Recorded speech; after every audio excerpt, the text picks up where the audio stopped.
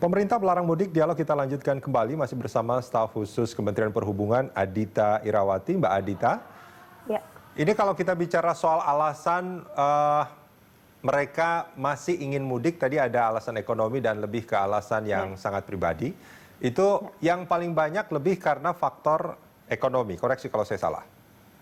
ya, ini saya izin untuk melihat lebih detail lagi ya hasilnya. Jadi di sini memang ada kata-kata usaha sudah sepi, tidak ada pemasukan. Ini kan kaitannya dengan ekonomi itu hampir 19% ya. Kemudian juga tempat tinggalnya ada di kampung itu juga cukup besar. Kemudian kalau kita lihat yang kaitannya dengan ekonomi lagi adalah usaha tutup, kemudian terkena PHK itu juga ada. Ya, jadi ini cukup besar angkanya. Di samping memang alasan-alasan yang lebih pribadi ya, karena tempat tinggalnya memang di kampung, kemudian juga dia harus sholat id di kampung, itu sudah tradisi. Ini ada alasan-alasan sampai spesifik itu. Kalau alasan pribadi mungkin memang butuh sosialisasi dan lebih masif dan untuk penyadaran. Tapi soal ekonomi, ini kan sebetulnya ada satu langkah konkret yang harus dilakukan pemerintah. Bisa jadi mereka yang usahanya mungkin tidak jalan atau kena PHK, mereka tempat tinggalnya adanya di kampung, di sini berarti mereka mungkin menyewa. Artinya ada biaya yang harus mereka keluarkan. Terus juga untuk keperluan sehari-hari juga ada yang harus mereka keluarkan dan itu tidak bisa dipenuhi karena faktor beberapa hal tadi. Nah, kalau seandainya jaminan sosial dari pemerintah itu tidak bisa memenuhi semua kebutuhan mereka yang ingin mudik, ini kan bisa diperkirakan bahwa mereka juga pasti akan memaksakan diri untuk mudik. Begitu nggak kira-kira Mbak Adhita? Iya, seperti ini kami karena di sektor perhubungan ya, mungkin akan lebih banyak fokus ke sana. Namun demikian, yang saya dapatkan informasinya adalah bahwa ini sekarang juga pemerintah daerah juga ikut bergerak ya. Saya mendengar dari di Jawa Tengah, Gubernur Jawa Tengah Ganjar juga sudah mengatakan bahwa dia juga akan mendata warganya yang tidak bisa mudik, katakanlah yang ada di Jabodetabek, untuk kemudian juga akan mendapat macam bantuan gitu dari pemerintah daerahnya. Di samping juga nantinya pasti pemerintah pusat sudah memikirkan hal ini. Nah, ini memang penting ya dalam hal ini pendataan dan ini sudah dibahas juga di dalam berbagai rapat terbatas yang dipimpin Presiden. Nah, demikian ini memang akan banyak domainnya nanti di Kementerian Sosial. Nah, kalau kami dari Kementerian Perhubungan memang akan lebih banyak push kepada transportasinya gitu. Nah, iya, itu dia maksud saya. Ini kan sebenarnya untuk kemudian mengidentifikasi sebenarnya masyarakat ini mudik seperti apa dan kemudian moda apa yang dipilih sehingga kami juga bisa mempersiapkan ketika ini dilarang. Yang paling banyak itu yang memilih moda transportasi apa Mbak Adhita? Sebenarnya masih cukup banyak itu adalah kendaraan pribadi. Ya. Saya rasa survei terakhir itu menyatakan seperti itu. Bisa jadi ini karena kan sebenarnya dari awal sudah dilakukan sosialisasi dan edukasi untuk tidak mudik. Dan kami juga beberapa kali dari Kementerian Perhubungan sudah mengatakan bahwa moda transportasi umum ini nantinya akan banyak ketentuan-ketentuan dan aturan-aturan yang harus diikuti. Itu pada saat masih berupa himbauan. Jadi sepertinya mungkin masyarakat sudah melihat bahwa akan sulit untuk mudik menggunakan kendaraan umum. Sehingga ketika mereka bersikeras mau mudik, pilihannya adalah kendaraan pribadi. Mbak Adhita, ini bukan hanya alasan ekonomi, yang alasan pribadi juga pada akhirnya kita memang mengharapkan masyarakat itu untuk berdisiplin dan mau mematuhi aturan. Tapi bisa jadi juga akan ada penyimpangan, artinya banyak masyarakat juga yang tetap memaksakan diri untuk mudik. Nah, ini langkah dari Kementerian Perhubungan untuk melarang mereka untuk keluar dari wilayah itu seperti apa? Ya, saat ini kami sedang mematangkan peraturan Menteri Perhubungan yang kaitannya dengan pengaturan moda transportasi dan juga tentunya nanti kendaraan pribadi bekerja sama dengan kepolisian dan juga para pengelola infrastruktur seperti jalan tol dan juga semua stakeholders dari Kementerian PUPR. Di sini karena ini dituangkan dalam aturan ya, karena larangan ini kan konsekuensinya harus ada aturan yang dibuat dan juga di situ akan ditegaskan juga sanksinya seperti apa. Salah satu yang kami sedang bahas adalah sanksi dari mulai yang paling ringan sampai yang nanti paling berat mungkin bisa berupa denda ya. Tapi ini semua masih dalam pembahasan dan finalisasi. Namun demikian, yang tidak kalah penting sebenarnya adalah bagaimana seluruh unsur masyarakat, pemerintah daerah sampai ke level yang terbawah, untuk juga ikut membantu mengawasi hal ini. Khususnya untuk perhubungan darat atau transportasi darat, ini kita sadari bahwa aksesnya bisa banyak ya, tidak hanya jalan arteri atau jalan tol, tapi juga banyak jalan tikus kan istilah kita. Disinilah sebenarnya kita butuh juga gotong royong dan kerjasama dari semua unsur untuk mengawasi hal tersebut. Bahkan saya beberapa kali berdiskusi dengan para sosiolog bahwa sebenarnya masyarakat ini adalah dalam tanda kutip, ini polisi yang paling efektif. Artinya apa?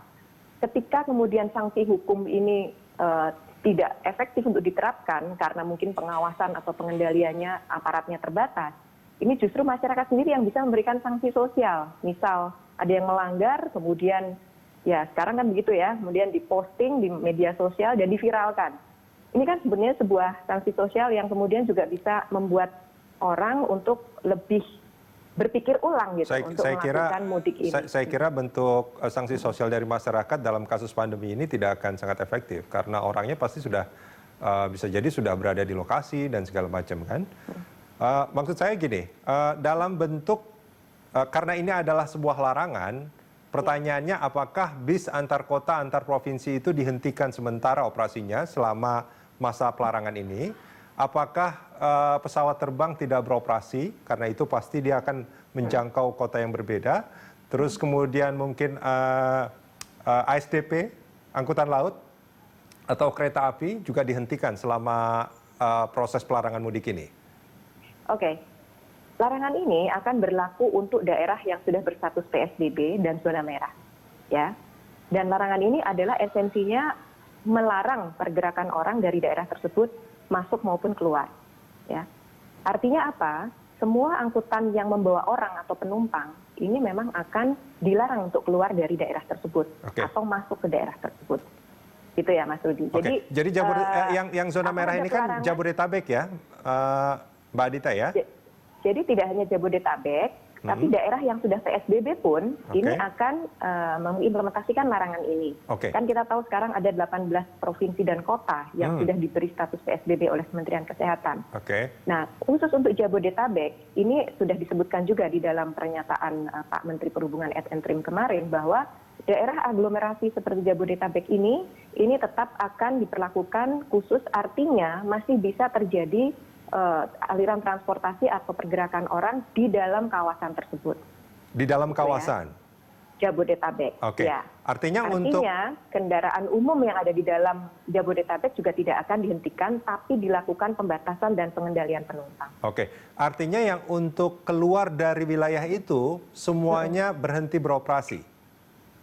Ya. Misalkan beroperasi untuk angkutan penumpang ya. Kalau barang dan logistik itu masih tetap harus berjalan. Kalau kendaraan pribadi? Kendaraan pribadi sama Mas. Dan ini nanti begini, karena kalau untuk kendaraan umum jelas ini ada wilayah otoritasnya ada di Kementerian Perhubungan dan Dinas Perhubungan di daerah. Sementara untuk kendaraan pribadi ini akan lebih banyak nanti dari kepolisian. Dan hari ini kami mengintegrasikan semua peraturan itu agar semua instansi dan semua stakeholders ini akhirnya bisa menyepakati satu skema pelarangan dan sanksi yang akan diterapkan. Artinya contohnya misalkan bis antar kota, antar provinsi dari wilayah Jabodetabek ke Jawa Tengah itu tidak beroperasi? Ya, tidak terus beroperasi. Kereta yang dari sekitar Jabodetabek gitu terus ke arah Jawa Tengah atau Jawa Timur juga tidak beroperasi? Seharusnya demikian. Juga pesawat juga demikian? Nah ini, kami dalam menyusun peraturan ini juga memperhatikan karakteristik dari setiap moda transportasi ya, Mas ya. Ketika kita bicara kendaraan darat, mobil atau bis, ini sudah jelas lah ya, seperti apa. Kalau untuk mobil penumpang ada kategorinya, mobil barang ada kategorinya. Nah sementara untuk pesawat ini kan konsepnya sebenarnya kombi, atau combo ya. Jadi dalam arti bahwa tidak ada pesawat yang maskapai ini yang mengoperasikan secara spesifik hanya untuk kargo, dan secara spesifik hanya untuk penumpang, dan biasanya ini combo. Nah, ini yang akan kita atur secara lebih spesifik dengan memperhatikan karakteristik dari moda transportasi tersebut. Nah, ini nanti akan kita tuangkan semua dalam peraturan, detailnya seperti apa juga semua nanti akan ada di dalam aturan tersebut. Termasuk sanksinya, Mbak Adita, bagi mereka yang... Sanksinya demikian, jadi kalau saya juga banyak ditanya tentang sanksi. Sanksi untuk transportasi darat ini mungkin yang saya rasa paling ringan adalah dikembalikan lagi ke daerah asalnya atau tempat dia berasal sebelum keluar dari wilayah PSBB itu. Pulang ke rumahnya lagi gitu istilahnya. Jadi diminta pulang lagi. Okay. Nah, kalau untuk bandara atau pelabuhan sifatnya bisa lebih terkontrol karena ini kan terpusat di titik pelabuhan, di titik bandara. Kalau jalan darat artinya, ini ada banyak sekali kan jalan masuk akses. Mbak Adita, artinya kalau sekarang kita bicara soal checkpoint yang banyak di masa PSBB ini, pada masa 24 April pelarangan mudik ini akan ada banyak sekali checkpoint di wilayah di mana masyarakat itu biasanya akan melintas keluar wilayah. Ya, ini yang kami sedang bahas, Mas, dengan kepolisian ya dan juga pemerintah daerah. Karena nanti di lapangan, apalagi wilayahnya mungkin masih dalam satu provinsi, meskipun kotanya masing-masing punya status PSBB yang berbeda-beda, ini tentunya kita harus berkoordinasi juga dengan pemerintah daerah ya.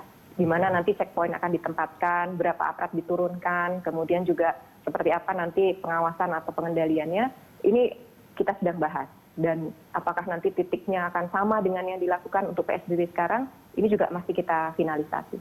Oke, jadi sebetulnya ini baru ada informasi ke masyarakat, mungkin sosialisasinya juga harus lebih masif lagi Mbak Adita, bahwa akan ada pelarangan, atau ada pelarangan mudik sejak 24 April sampai dengan H+2, paling tidak informasi awalnya demikian, dan akan ada beberapa penghentian operasi angkutan publik, transportasi umum, di darat, pelabuhan dan juga di bandara, seperti itu mungkin? Ya, demikian. Dan itu sudah kami lakukan sejak kemarin, tapi memang perlu diintensifkan ya dalam 2 hari ini, dan nantinya akan efektif tepat di tanggal 24 April. Oke, dan ini saya membayangkan untuk khususnya jalan tol, pada tanggal 24 April itu, maka tidak akan ada kendaraan pribadi yang melintas, hanya kebutuhan untuk logistik. Seharusnya demikian. Oke, baik. Mbak Adita, terima kasih banyak Mbak sudah bergabung bersama kami di pagi hari ini. Sama-sama, terima kasih banyak, selamat pagi.